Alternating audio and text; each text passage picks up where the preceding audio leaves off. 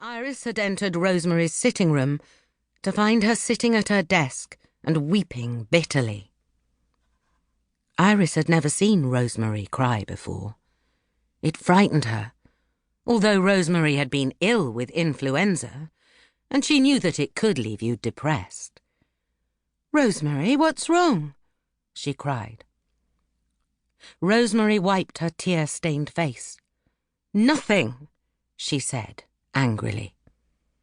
Then she stood up and ran out of the room. Puzzled, Iris walked over to the table and saw her own name on a piece of paper. Rosemary had been writing to her. She read the note. "Darling Iris, there isn't any point in making a will because my money goes to you anyway. But I'd like some of my things to be given to particular people. To George, the jewellery he's given me. To Gloria King, my cigarette case. To Maisie." The note stopped there. What did it mean? Rosemary wasn't going to die. She had been very ill, but she was better now. "My money goes to you anyway."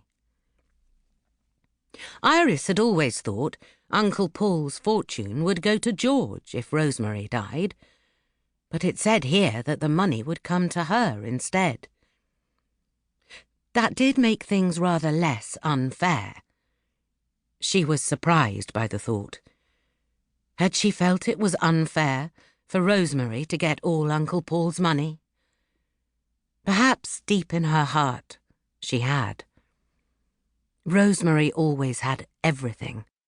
Parties, pretty dresses, young men in love with her, and an adoring husband. Iris picked up the finished letter and put it safely away in one of the drawers of the desk.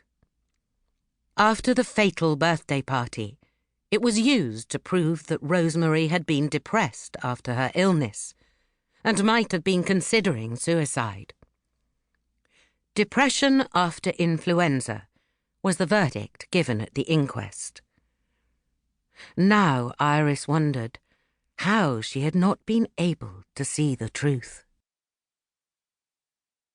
After Rosemary's funeral, the family lawyer had explained the details of Paul Bennett's will to Iris. Rosemary had inherited his fortune, and she was meant to pass it on to her own children when she died. But if she died childless, the money would go to Iris when she reached the age of 21, or when she got married. George invited Iris to continue living with him. He suggested that her aunt, Mrs. Lucilla Drake, should also come and live with them. Mrs. Drake had very little money of her own because her son spent it all, and so she was very pleased by George's invitation. Iris had happily agreed to the arrangement.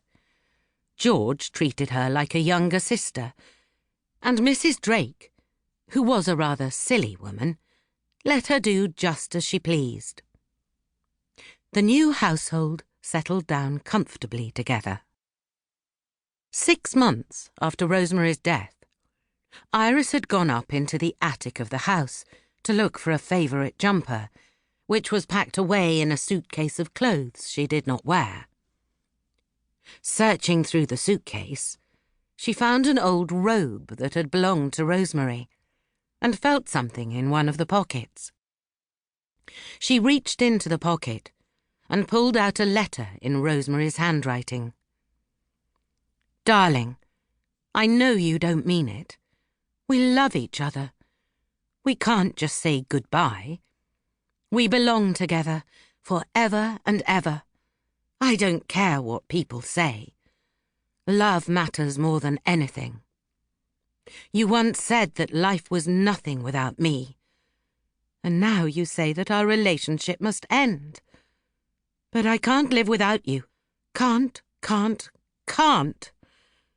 George will understand that it isn't right to live together if you don't love each other anymore. We'll be wonderfully happy, darling, but we must be brave. I shan't tell George until after my...